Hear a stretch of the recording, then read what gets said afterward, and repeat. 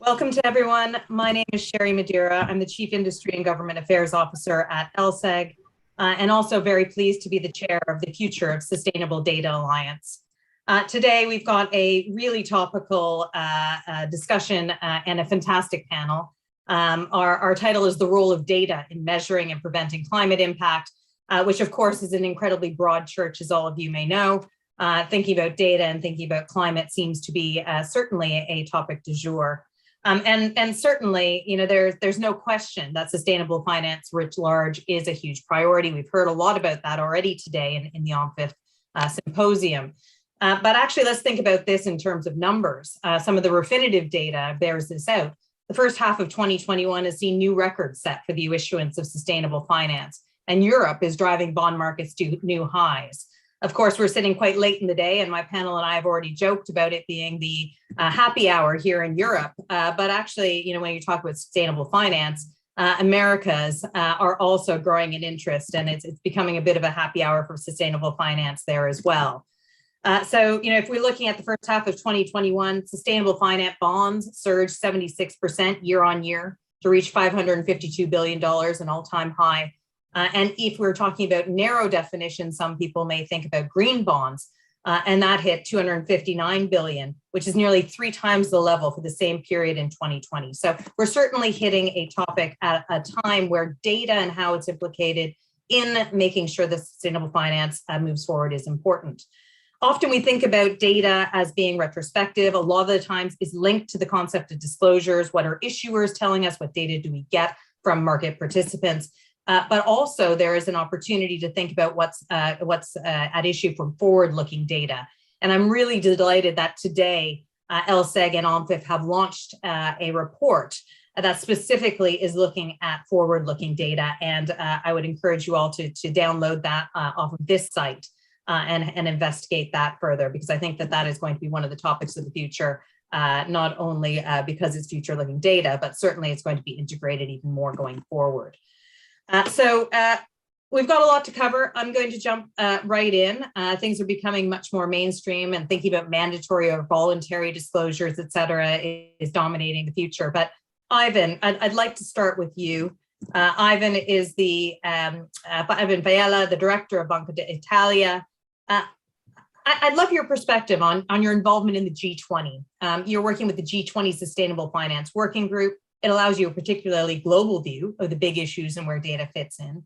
Can you share with us where those discussions are going, including some of the areas of the leading edge, and what is being considered to support a just transition, biodiversity, and the social element? Thanks a lot, Sherry. Thanks, OMFIF, for the invitation. I mean, you mentioned before that, you know, the ingredients is to have a conceptual framework and then have data to feed in this conceptual framework, data that are provided by statistical agency, but the private data providers, by firms, and then there is the issue of disclosure. Then you need some kind of machine to eat up this data and provide you the answers you're looking for. For example, forward-looking approach and strategy to assess your sustainable finance investment. Having keeping these things in mind, having this idea of trying to maximize the role of finance to help the transition. The G20 presidency work on the finance track, trying to improve data. There is this, we ask, for example, the IMF to have this new track in the data gap, in a new data gap initiative that assess the role of climate risk, for example. We asked the Financial Stability Board having a report that we had in July actually on disclosure and data gaps. And finally, probably most importantly, we revived this what's called Sustainable Finance Study Group before, now it's Sustainable Finance Working Group. The Sustainable Finance Working Group is producing 2 deliverables. The first one is a synthesis report, but the most important one, at least to me, is the roadmap. It means that for the first time, the G20 is going to have a sustainable finance roadmap. This means a multi-year program that is working on many different issues. I mean, let's try to be practical. The first one is, let's call it taxonomies. You know, what are the strategies the information you're going to use to align your investment to the sustainability goals? I'm talking about sustainability goals as in other many cases, we are focusing mostly on climate, at least at the first, because of data constraint, if you want. The second point is disclosure, as you mentioned. It's possible to have a kind of common baseline for international disclosure related to the sustainable finance issue. Here we have the work of IFRS and of other stakeholders, for example, Euro EFRAG, in trying to have an assessment, in trying to build, if you want, a model to have in the future this data disclosed by firms. We have many issues over here, for example, small enterprises, because providing information is expensive, so you need different models. There is not one size fits all.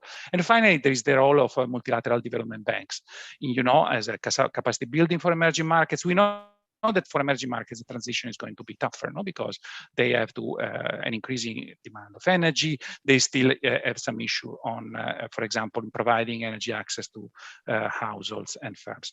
So that's just to give you the general flavor. You mentioned biodiversity. Let's say that in our discussion at the G20 level, there were many interests. The developed countries are more interested in the climate issue, how to tackle climate risk, how to, if you want to, try to push for the transition. But emerging markets are worried about the effects of climate change, the impacts of climate change, and in terms of, for example, social impacts, what are going to be the cost of the transition, how these transition costs are going to be distributed across the population. You speak about the concept of just transition. And for them, nature and biodiversity is an important issue in terms of impact of the climate change. In terms of mitigation strategy, things about carbon sinks, for example, that can be used to mitigate as a strategy for climate change mitigation, but can also be a solution in terms of adaptation. So biodiversity ecosystem is a cool topic today, but there is a reason for that. Absolutely. I'm so glad that you brought up biodiversity, and certainly we'll be talking about that a bit later in the panel as well. I'd like to call on the audience to please, we're very open to any of your questions. Please put them through the system and they'll filter through to us, and hopefully I'll pepper that through the hour that we have. I'm sure that there will be some on biodiversity and nature-based solutions. So thank you for setting us up on that path, Ivan.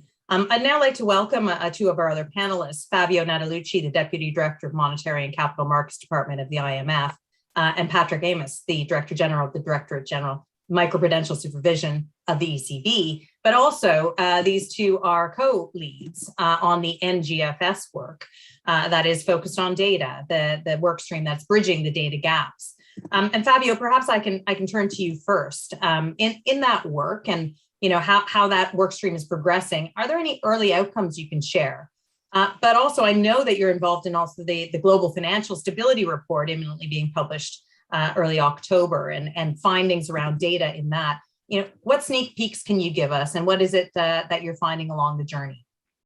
Maybe I'd start with the upcoming Global Financial Stability Report chapter, and that gives me a reason to go back to the data. So that chapter, which hasn't been published yet, so I can give you a quick preview of what we're trying to do there. It's going to looks at the role in terms of both risk and opportunities that the investment fund sector can play in the climate transition, so the transition to a greener economy. It can be an important driver of the transition to a low carbon economy, but there are issues in the sense of size. It's relatively small compared to the broader investment fund sector. And it's also in terms of scope. And there are challenges like greenwashing, right? That's one example that is often mentioned. To give you a sense, it's less than $4 trillion, so it's just a fraction of the overall investment fund industry, and the climate-specific funds are even a smaller fraction of that. The big chunk of it, it's equities, fixed income, it's a smaller part. Some of the findings that I think are interesting in terms of fostering the transition to a green economy have to do with the role that the investment funds can play in terms of stewardship. So the sustaining and supporting investor resolution favorable to climate. We can see that there's a difference whether those are climate funds or not. So pushing investors in some sense have resolution that are climate friendly, as well as increasing or supporting the issuance of green instruments like bond and equities from firms. So they seem to be increasing the likelihood and quantity of issuance. So that seems to be, I think, good role that the industry can play in the transition. And it also could bring financial stability benefits because the objective could be different. So at times of stress, investor in this fund may be less prone to run, for example. Now, the size of this fund, though, to foster the transition to a green economy has to be much larger than what it is, right? So private finance can play a role, should play a role, given the scale of investment that are needed.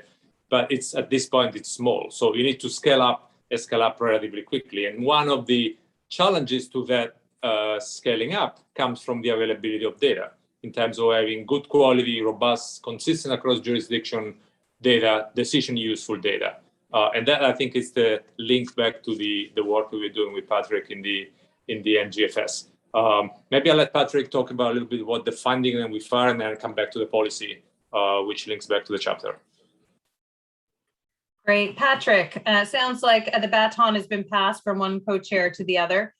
Interested in finding out your view of where we're at with the NGFS scenarios. And of course, if you could flavor that with your perspective as a central banker. Yeah, many thanks. And also with my perspective as a supervisor, which is worse probably.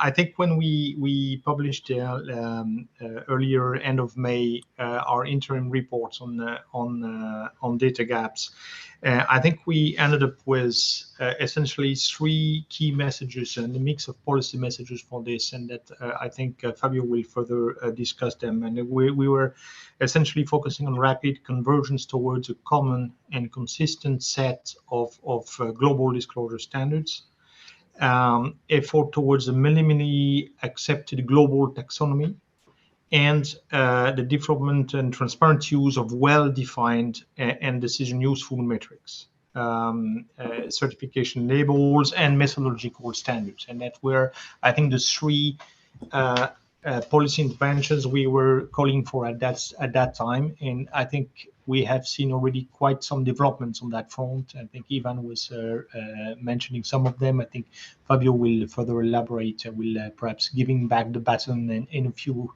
seconds. What we have started with is essentially climate. So we have a broader debate of how to incorporate climate into broader ESG risks.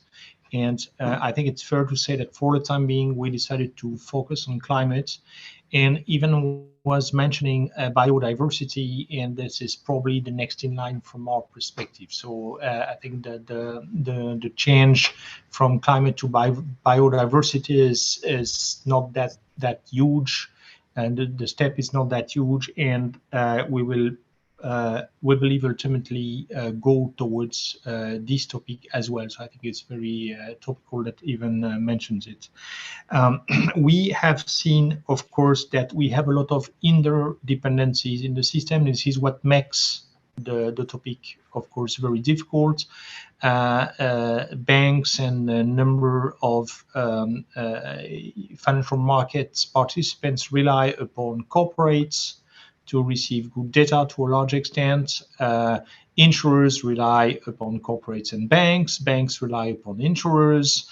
Fund managers rely upon banks, corporates, and insurers, and so on and so forth. So I think this topic of interdependencies is pretty high on our agenda, and we believe that very likely a solution to this is to really foster the development of open source information that everyone could tap, hopefully going forward, and making sure that we maximize the dissemination of existing data sets. That's the first point. The second point is that these data sets not only are to a large extent forward-looking, and this is, of course, a difficulty, but also relate to information needs that were not necessarily on the plate of your usual market participant. Climate-related information, physical risk, transition risk, and all of this was, of course, very often outside of our normal way of thinking and looking at data. And that's another difficulty we all have to surpass, basically. So definitely, this is one of the things as well that we believe should be improved. The other topic is, and that is very important as well. We believe that for quite some time there will be no such thing as perfect data. So we have to start with what we have. And we know there will be gaps. We know will be remaining with issues, question marks, but it is critically important that all actors in the system, including financial actors, of course, start working with what they have. Otherwise, we will not be able to progress. And for that, and we aim at hopefully publishing relatively soon now a first shot at what we have perceived that are what are the main data needs in the system, and hopefully we can bridge this with existing data sources and disseminate their use in the system going forward. And with this, I give the floor maybe back to Fabio, if it's okay with you, to guide us a little bit through more policy issues as well. Fantastic. And what a good point to drive home there, which is let's not make the perfect be the enemy of the good. Fabio, the baton's back. Yeah, so I was going to say, so if you think about like these three building blocks that Patrick had described, right? So data, taxonomies and classification and standards. It all starts with the data, right? So you get this chain of data from the corporates to financial institutions, whether those are banks or non-bank lenders to the investor. But ultimately, it is about data. You could have the perfect convergence on one disclosure standard. You could have everyone adopting the same classification. You still need quality data. You need robust data. They need to be comparable across jurisdiction. And it needs to be verifiable, right? This is another point that has been raised. So there's a need for more forward-looking data, metrics, objective. This is the only way to make corporates and financial institutions accountable. If you actually have data, you can judge them on. You need more granularity, particularly for physical risk, for example, in terms of location of this asset. Some insurance have already started doing this. They use like satellite images, for example, so they can catalog specific hazard, physical risk in specific areas, whether it's flooding, fire, and then have where the assets and projects are located. They can tailor essentially some of the financial product to this. And then there's use on leveraging what's available. Like Patrick mentioned, open source and layering up what's technology that's already in the system, whether this is satellite images, whether this is open source, whether this is artificial intelligence. And so we have seen progress in the data. I think we have done good work on the NGFS, trying to identify needs and sources and where the gaps are. I think there's a lot of progress on the standard itself, right? Going into COP26, the IFRS Foundation, together with the OIOSCO and the TCFD, seems to be moving the direction of convergence there. There's a lot of discussion about mandatory reporting. I think where less progress has been done, it's on the taxonomy part, the classification part. And maybe this is one way to go back to Ivan here. The fund, together with the World Bank and the OECD, I think you're doing some work on this classification. Try to think of like principle for classification that could encompass both jurisdiction where there is a taxonomy, like Europe, an activity-based taxonomy, also jurisdiction where there are more principle-based, like the United States, for example. Involves both public sector as well as private sector efforts. There's more than 200 taxonomies if you include both private and public. But also, and that's an important point, given the membership of the fund and the bank and the OECD, also include emerging markets, right? There are specific issues that are emerging markets related as they relate to the data quality itself, in terms of supply chain, in terms of quality of data, availability of system to collect data, but also in terms of risk that emerging markets are facing. So transition risk, it's a much bigger, more complicated issue for countries like emerging markets, where there's less clarity between green asset and non-green asset, and there's a lot of greenish in the middle. So classification and principle for classification might account for transition finance that is so relevant for emerging markets. Great, thank you, Fabio. And I think that you're sort of drawing on quite a lot of the, the global issues and the fact that, there are reference to multiple classifications, multiple taxonomies.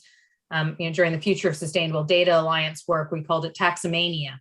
And actually, if that is not rooted down into really understanding what data sets are there and what data sets are robust and how you can make sure that they exhibit the 3 C's, that comprehensive, that comparability, and that cohesiveness, you're really going to actually build something that's not really resting on the best foundations, which is those secure data sets.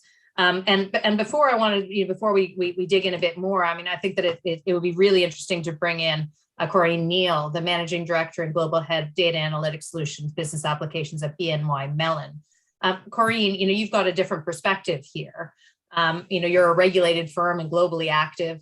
Data provides challenges, but it's a huge unlocker of opportunity to create products which are obviously in high demand from investors. So what's your view on the state of international standards and how it impacts you? Yes, so obviously I agree with what has just been mentioned, but I also want to highlight the fact that standards need to be investor-led. And as a result of that, in order to identify what are investors looking for, what is convenient and necessary to them, we built a series of data analytic tools to track their data consumption behavior in relation to ESG. Specifically, we have built a digital, what we call crowdsourcing metrics that monitor the most popular sustainable goals that investors are seeking to achieve and what data is required to achieve those goals. And we also are monitoring whether the investors themselves consider that the data is fit for purpose. And that on its own constitutes a form of emerging international standards led by investors. Because in the end, the market is a big voting machine, and we want to reflect what are they voting for when they consume sustainable data to make sustainable investment decisions. So what do we see in this data? So first of all, we see that the goals that they're seeking to achieve are obviously very diverse. We have investors coverage across the world in most countries. But what has been surprising to me that although the goals are very diverse, there are three that tend to come back consistently around the world. And we're going to publish a paper to make this available to all. But obviously, one of those three is climate action. And it's interesting to me because individually or by region, climate action is not necessarily the most urgent sustainable needs that investors express. But in aggregate, when you look at all of the goals, actually across all regions, climate action is always there and is a very urgent sustainable needs. That's the first thing. And people want to invest into climate action. But what they also express very clearly is that the data is most missing for climate action. It's most missing, it is most inconsistent, and it's very, very obvious when they start looking for impact information like carbon observed data, because there is still relatively little of it, and a lot of the data has been modeled or estimated, and that creates all kinds of questions that we will go through in a minute in terms of the estimation approaches that have been used. And we are being asked increasingly by investors to compare across the many different sources of data that we can access on behalf of our client, and to tell them, in order to identify, for instance, carbon intensity, how many sources of data do I need to look into to be able to achieve some kind of consensus. So there is definitively at the moment not only an emerging practice in terms of seeking and exchanging information, but there's also a cry for help, especially around climate data, to seek better information, more verifiable observations from issuers. So these are the investor-led practices that we observe and standards that we observe in the market. Great, Corinne. I think that's that sets out a real sort of view from industry, and I think that it's quite commonly understood that that's the case. I feel like we do need to remind ourselves as well, though, that what would be a real danger here is to make data the scapegoat and data the problem. Because where it's not a complete solution at the moment, and I think we all agree that this is certainly a journey that's not complete. I do think that there's an opportunity there to make sure that it's right. So from my point of view, we need to look at what's going on next. So can I take you back to Ivan? What is the financial institutions that are ready for TCFD? Are we ready to implement TCFD disclosure framework and become mandatory, or should it be standardized globally? I mean, what's your view on this? It's coming from the audience, so it's something that's very timely. Well, let's say that the answer to this question comes from TCFD itself, because we have the status report and we know that there are many gaps, in particular when we are talking about the TCFD disclosure or forward-looking metrics. No, I mean, we know that there are many players that are working on that, but there are more institutions that are lagging behind. And when we are thinking about a global standard, a global mandatory disclosure, we have to. I think we have to think about big versus small in the advanced countries, and advanced countries versus emerging countries. I mean, there we have to develop a capacity building that is not there. I was mentioning before small enterprises. You know, to think to the country that is going to take the next G20 presidency, Indonesia. I mean, small enterprises are a big chunk of the total economy there. So if you want to have a disclosure that reasonably is providing you information regarding the climate risk, you need some kind of, you know, reduced, if you want, framework of information that involve some of the small enterprise. So my opinion that going for a global standard, I mean, that's the ambition, but it's rather risky to start with a mandatory standard first. In a sense, if I may, I also can answer to the point that Fabio and Patrick made before regarding taxonomy. I think it's useless to think about to have a global common taxonomy. We can have some common principles. I mean, we can imagine that all taxonomies are going to be brown taxonomies, for example, and they are governed by the do not significant harm principle. So they are, in a sense, inspired to the same principles. But, you know, every jurisdiction is going to have its own taxonomy because it has different problems. It's like the issue that I mentioned before regarding social versus environmental issue. So I think that the only way to go, at least, I mean, we are trying to do in the roadmap of the Sustainable Finance Working Group, we have some kind of general principles for those countries that want to, on a voluntary basis, to set up a taxonomy. This is a kind of language they have within the G20 because we need a common convergence. I think that's the only way to go. So let's strive for the best, but, you know, remember that we need to go step by step. Really, really wise there. Thank you for that. I mean, we've got another deep dive on question from the audience about taxonomy. And does it, you know, is there a problem with these taxonomies? And, you know, is there, you know, the political layer that goes on top of these taxonomies that is making them less fit for purpose and perhaps not simple enough to be used easily? You know, I wonder if Fabio or Patrick can look at that. Obviously, you know, you're already working to consolidate views and harmonize views across a wide group of participants in the NGFS. Perhaps you could share some views on sort of, you know, how it is that we can create some harmony. Should I go first? Or yeah, so Fabio, please. I'll maybe follow up on what Ivan said. So I completely agree that, and that's what I think the work that we intend to do with the World Bank and the OECD, it's about principle for classification, in the sense that from where I sit, my objective here is convergence, right? It's progress or some form of convergence. And I'm realistic enough to understand that different jurisdictions have different approaches. In some cases, taxonomies, activity-based taxonomy are the way to go, and some jurisdictions are well advanced on that. Other jurisdictions have a different legal institutional system that is more principle-based. And then there are the geographical differences between advanced economies and emerging markets.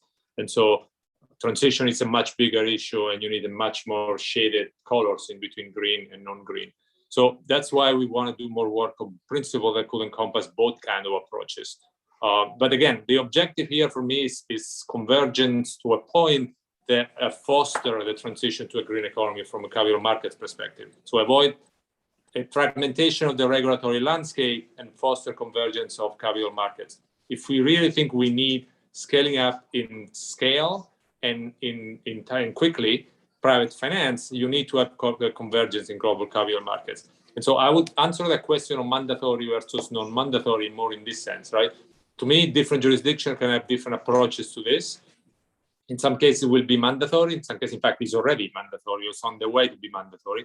In other jurisdictions, it could be through like some other form of materiality, threshold, or other approaches. But what matters to me primarily, as primary objective, first objective, is this convergence towards some sort of like in a place where you can actually address climate issue across the globe. Global capital markets are global by definition, and capital moves across borders. And so how do we foster that? And I think that we need to be realistic enough to understand that there will be different responses in different parts of the globe. And then again, emerging markets have their own issues, so we need to be sensitive to some of their issues. Incentivize transition, recognize transition, make sure that it's actually it's incentivized, that process. And Patrick, did you want to comment, and perhaps you can address the further question of simplicity and particularly for global players who are trying to work across multiple definitions, taxonomies, principles. I mean, how can we guide them? Yeah, first, I think, just to echo what Ivan and Fabio just said, I think what is really important is that we have indeed convergence, common language, and common principles as well, that we are able to agree, at least as a starting point, on common principles. I mean, we all know that taxonomies, in fact, do encompass a far-reaching consideration of global economies. And impact on different economic sectors. So there is no, I think, surprise that there is a lot of interest on how they are being designed and to make sure that they do fit the different geographies. And that's, I think, totally understandable. The question really is that if we want to progress globally, is to get to this type of common language or common principles to start with, and hopefully global convergence going forward. Again, on something that, if possible, is not the lowest common denominator, because of course we would not progress otherwise.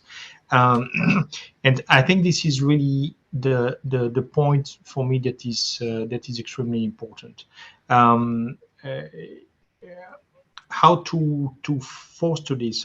I think one intermediate element I think would be really important is that there is clarity from the different for the different market participants on methodologies. So we see a lot of metrics or a lot of classifications flying around, and I think what is totally missing very often is indeed understanding of where is it coming from, what is the quality, what is the methodology, is there a quality assurance? I think Corinne was very much pointing to this in her intervention as well, and so. Even before we reach common language on common principles on taxonomies, I think one key element will be to get from different market participants, different market actors, data providers, better clarity on how they get to the metrics they are putting forward, how they get to the objective they are putting forward, so that everyone can understand where this is coming from, and that they understand also what are, in some cases, the limitations in the data. I think everyone expects that at the current stage we might have limitations in the data sets, but better be transparent about this. I think that would tremendously improve the market reading of the different topics. And Patrick, in some ways, this sets us up well for some questions about sort of how do we create a methodology around things that can't be audited. So, of course, disclosure data is an incredibly important building block, but by its nature, it's historical and in the past, and so therefore has a robustness that can be verified and audited.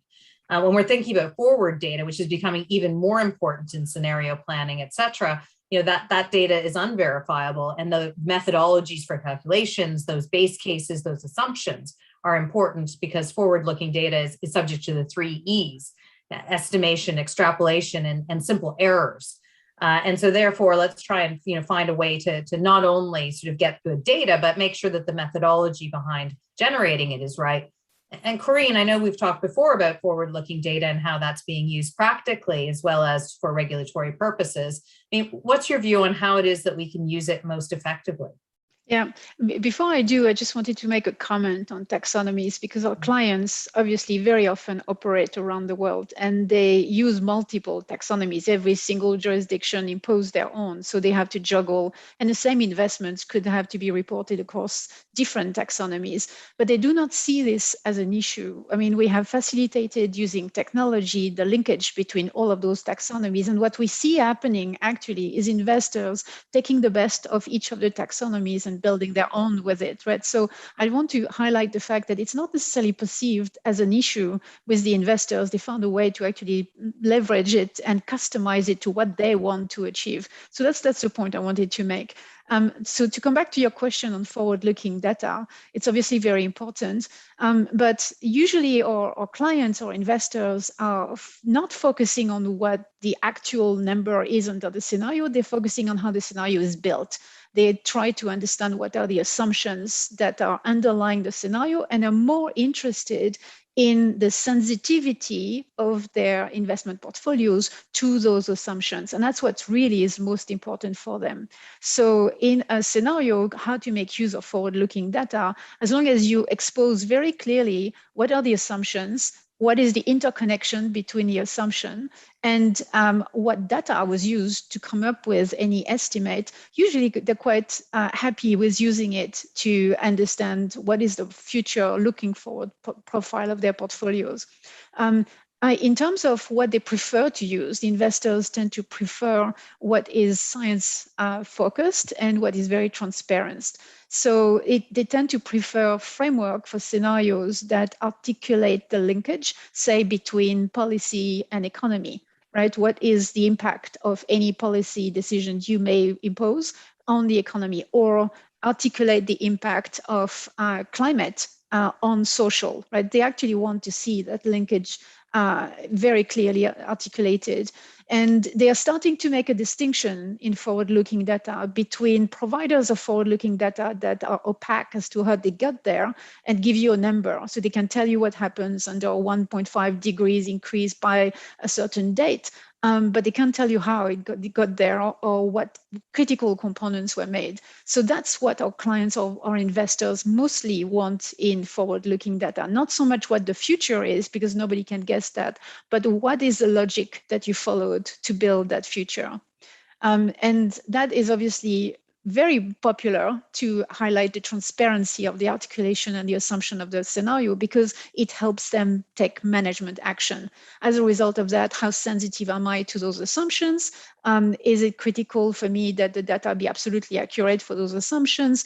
And then what is the best course of action based on those assumptions? So that's what I want to highlight in terms of scenario. It's not so much what the number is, it's how did you get there, so that I can deconstruct it. I can assess whether my holdings is sensitive to that assumption or not. Right. Another call for transparency. I see a recurring important theme to take away from this as well. And Ivan, maybe I can pivot to you. I know we spoke about forward-looking data and thinking about sort of how those scenarios are going to play out. I mean, what's your view on sort of what Corinne has said, which is it's not necessarily about the data set, it's actually about sort of the assumptions and how it's built up. I mean, are we really that sophisticated to be able to use it in that way? Well, that's music for my ears. I mean, I think that that scenario analysis and in general forward-looking metrics are pretty complicated, pretty technical, because it requires first a knowledge of how the energy system works. And many times on the news we discovered that 25. In Italy, we have 40% of renewables. That's not renewable. It's not for the 40%, but it's 70% because that's just the power system. So there's a bit of confusion between how the energy system works and how the energy system is going to change in this scenario. So I think that the most we use these things not to have a number, so some kind of number crunchers that provide you a solution. The more we use in the way Corinne was underlying, trying to understand the sensitivities, trying to understand what kind of policies or what kind of variables are key to have that possible part or the other part, and how this is going to affect my cash flows, the value of my assets, so on and so forth. That's the real that's a real way where forward-looking metrics are going to be really, really useful.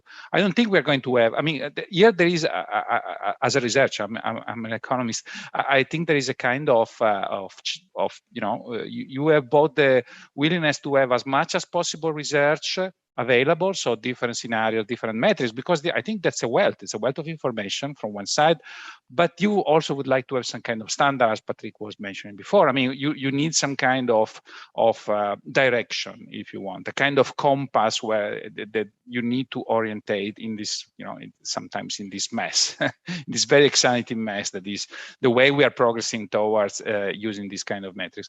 But I really think that the way, and this was also, if I remember, the idea of TCFD, not using the scenario because you want an answer, but start using the scenario because you want that kind of attitude. You want the board talking about these problems, be aware of these problems, know that there is maybe a dashboard or a number out there for them to make their own evaluation.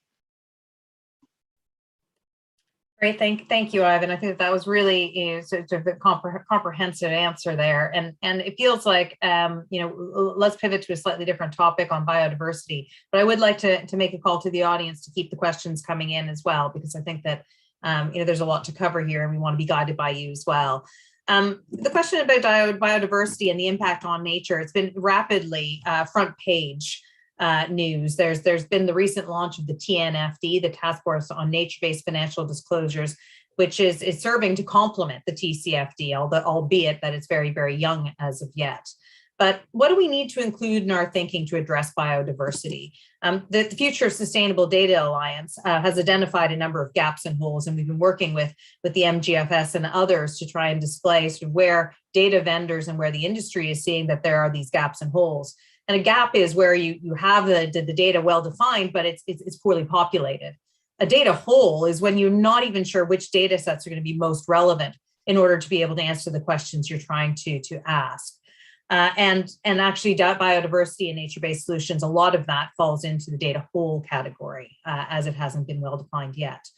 So with that as a bit of a backdrop and thinking through sort of the complexity there, Fabio, what's your view in terms of, what is it that we need to think about to address biodiversity risks? And what data sets and disclosure implications might this new and sort of even deeper view of climate, what do we need to do as a financial industry? I think when we go into biodiversity, it gets more complicated in some sense, right? So there's a climate, it's a very well-defined, narrow topic. And that's what the track that we decided with Patrick and I decided to go in terms of data gaps, right? We thought it would be best to start small, if you want, or focus, or well-defined. Think about use cases and availability of data, what the data gap would show up there, or data holes in your language, and come up with policy prescription to close that. And the idea was that if there is interest, then we can build on that to go beyond just climate, to go toward the environment, nature, and then broader ESG. And I think nature is a much more complicated issue in the sense that there's a lot of work being done on nature and that an impact. Think about nature as an asset and the price of the asset. I think in terms of like where we are, think of biodiversity compared to climate. It's a newer topic, and at least in my mind, in terms of data needs, I think we still need to spend more time investing and investigating what's the role of biodiversity, how to think of them in terms of economics, in terms of pricing, what are the risks and opportunities for the financial sector, for financial institution per se. So I'm a little reluctant to go into specific of data because I think we have not done the homework, at least in terms of the NGFS work. Fair enough. But I do think sort of we're looking at different data sets, and speaking sort of as a chair of FOSDA, one of the things that we're seeing frequently is the need to combine data sets in order to be meaningful and material for biodiversity and nature-based issues. So, for example, people often talk about geospatial data, which of course is a fantastic tool to place things on the map. But what are you placing there? So you're going to need to combine that with asset location data in order to really understand sort of who and what is making which impact.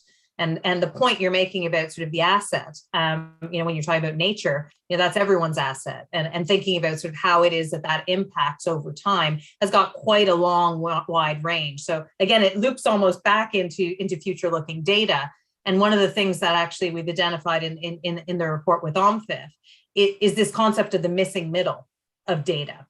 So often there are things that you can foresee and the impacts you can foresee in 1, 2, or 3 years. And that's often well modeled, except we're looking at nature-based solutions, which are decades in advance. And those might even be similar to the time period or time horizon for net zero commitments, which is 30 years in advance. There's a real gap in the system in terms of robust data sets. And that's something for us to address, I think. The geospatial, it's a good example, right? Because I mentioned before for physical risk, like climate physical risk, that's a very well-defined, focused use of like satellite images, if you want, right? You just know what kind of like physical hazard you have, whether this is like, I don't know, flooding, fire, and then you have location of asset and project, and that can be used by the insurance sector to price essentially what is the insurance price. But It's a very well-defined, narrow use, essentially, of geospatial science. And this is very different. This is much broader, both in terms of scope as well as intertemporal use. Yeah, great detail there. Absolutely agree. Ivan, I know that you've been thinking quite a lot about nature-based solutions and the impacts there, and the real trends and head of steam that this is getting in the public domain. I think we should be calling out Europe as being one of the areas of the world that has asked for guidance on this, perhaps earlier and ahead of other places in the world, but others are catching up very rapidly. I mean, what's your perspective on what it is we should be thinking about in tackling this new area? I think here the issue is, we always try to translate an impact of climate change or on the natural system in an economic impact. Now, that's the thing we try when we're assessing transition or physical risk. I mean, the physical risk above all. Let's say that if we are doing the same thing, here, at least in the environmental economic literature, we know that there is something new on ecosystem, on the value of ecosystem services. But here, doing the economic valuation, this kind of stuff, it's rather it's limited, if you want. We were talking before of forward-looking risk. I think we should have this risk versus uncertainty approach, so be more conservative. And it's not enough that we just have, how much does water use is valuing, €1, €2, how much a cubic meter of water is the value of existence, it's a value of use. I think you can try to overcome this thing using physical indicators. It's like, try to overcome the GDP when you are thinking about physical risk. No, the GDP is going to increase, for example, if there is an extreme weather event, but because it's the way it's made, it's just a limit of the indicator. If you have information on, I don't know, life expectancy or other information, these indicators are more useful. Maybe I have some kind of information like local planetary boundaries, information on the physical status of ecosystems or of biodiversity. It can be more useful for an investor. I know that this is a limitation because we as economists, we try to link everything, we put the value of Europe, everything, but I don't think it makes much sense when we move from the climate to biodiversity. That makes a lot of sense. I think that this is going to be a very complicated space, and certainly getting some of the frameworks and the metrics right and agreed on and trying to make that as global as possible will be encouraging. COP15, sort of looking at nature-based solutions is going ahead at the beginning of October. So perhaps that'll be some early global discussion about what it is that's in the frame. And of course, the data providers and the rest of the industry need to follow suit behind that. Patrick, I'd like to come to you. We have a sort of another sort of comment from the audience, which I think is really relevant. I think Corinne, quieted some of the worries about sort of the multiple taxonomies being actually potentially a good for companies who are working across jurisdictions and cherry picking some of the best fits. But it also can, these different taxonomies and frameworks can be perceived as an issue by large financial institutions and corporates when they're asked to report on their climate status in various jurisdictions, especially the corporate issuers who need to get these questions from multiple sources. They're being asked by banks, investment firms, various frameworks, thinking about where mandatory or voluntary disclosures within certain jurisdictions are required. TCFD, SASB, GRI. Patrick, what's your view on sort of, how we can make things more efficient and more effective? So that we, help firms both be able to be as compliant as possible, as transparent as possible, but also not spend all the money on the earth trying to actually be compliant and flexible. So what's your comment on that? Yeah, many thanks for the question, Sherry. I think if you allow me just a quick shot at the previous question, which I think is very close to the hearts of the Europeans as well. I think to some extent, we are with biodiversity where we were with climate 5 to 10 years ago. And so we still have a number of things to think of. But when you start thinking about it a bit more deeply, you realize that the connection with climate are very important. So we have specific data sets, and I think Ivan mentioned a few, that will be very specific indeed to biodiversity questions, but they do retract if you think about it on physical risks, for instance, on climate. And definitely from an ESG, a broader ESG perspective, they will have an impact on transition risks and how all market participants discharge responsibilities with respect to ESG risks. So I think this is definitely something that will come and stay with us as climate is. Now back to your question. Yeah, I think I fully agree. This is a very important topic. We have been, when we discuss with a number of corporate institutions together with Fabio in our touch points, I think this is a message we are getting very often. And I think let's imagine for a minute indeed that these the corporates basically are very often viewed as the main source for information for other market participants, banks in particular, and others for stage 3 exposures, basically. And so that's clearly the point where we are getting the biggest worries from the corporates. How am I going to answer to different taxonomies? I'm a global player. I have myself to consolidate the information stepping from multiple providers. I have a number of subcontractors. I have a number of firms, other firms, SMEs working for me. One I remember recently, one of our large corporates was telling us, look, I'm very happy to provide scope 3 emissions to everyone, but I'm dependent on 90,000 providers in turn to receive this. So how do we fundamentally square that circle on our side and prepare ourselves to respond to many different demands and framed in, of course, a variety of taxonomies or standards, and that would have each of them there a little bit of tweak. And I think it goes back to the discussion we had before on taxonomies and standards.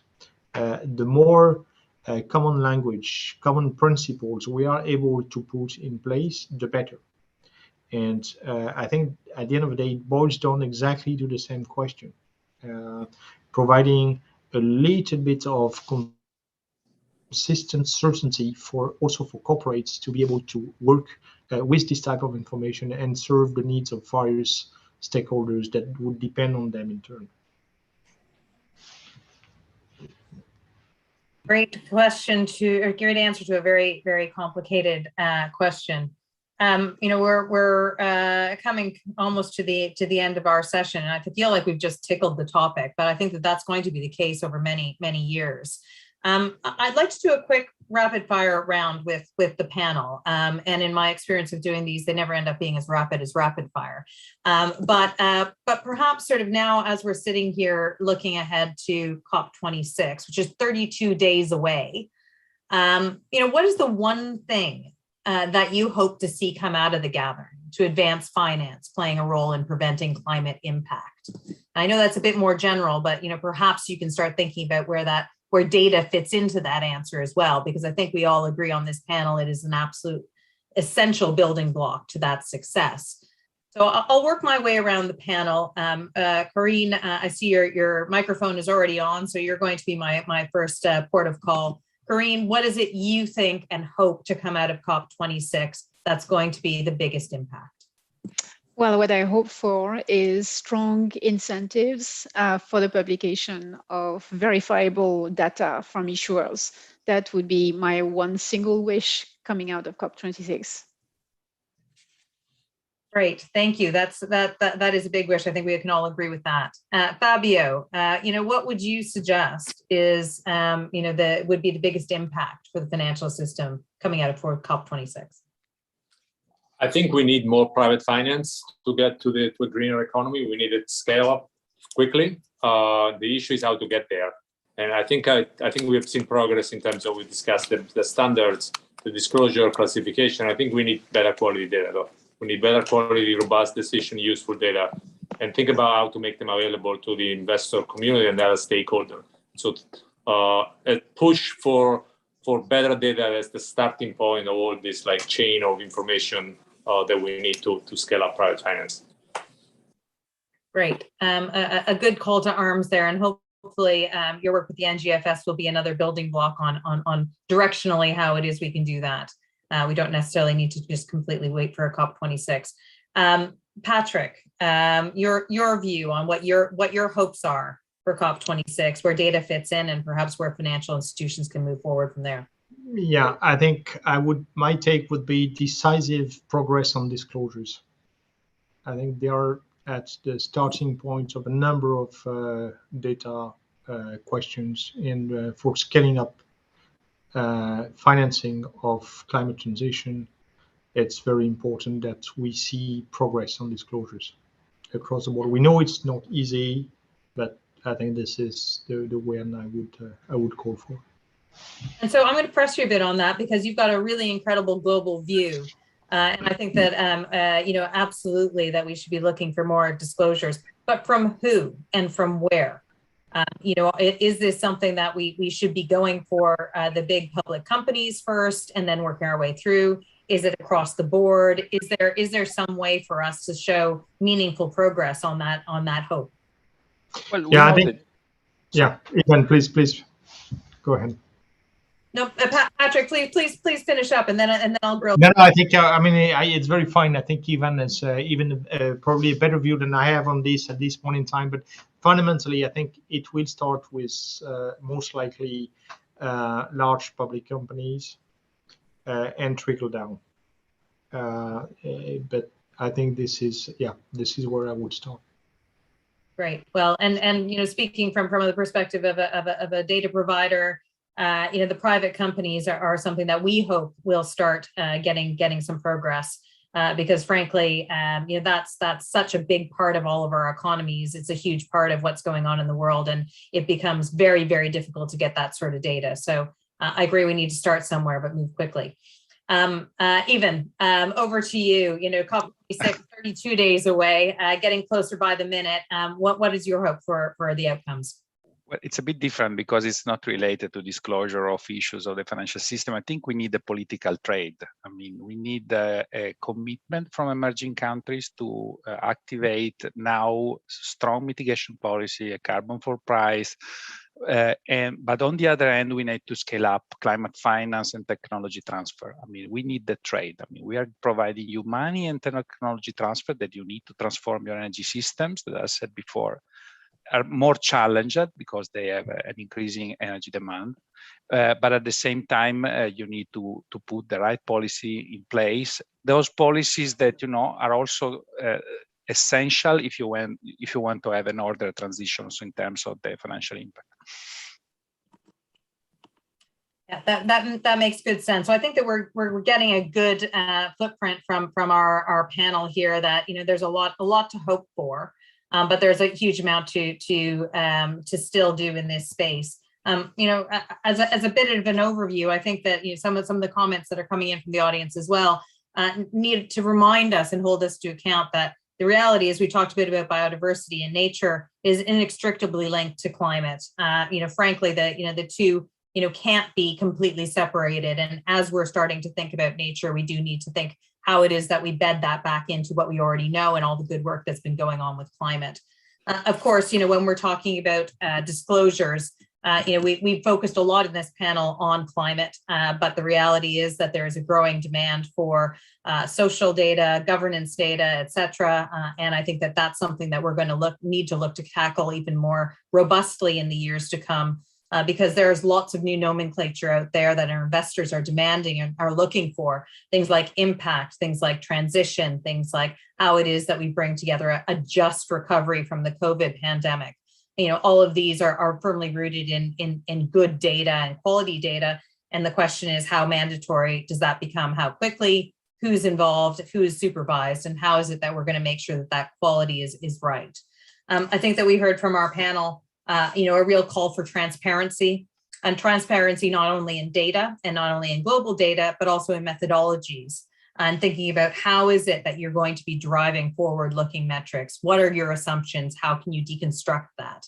I think that that's a hugely ambitious call for all of us, because what it also means is that we're going to need to invest in our talent pool in order to be able to really mine that data and understand as the data becomes more exponential, let's not just make it drown us. Let's make sure it's absolutely usable. And the other thing that I heard throughout the panel was being able to make it accessible.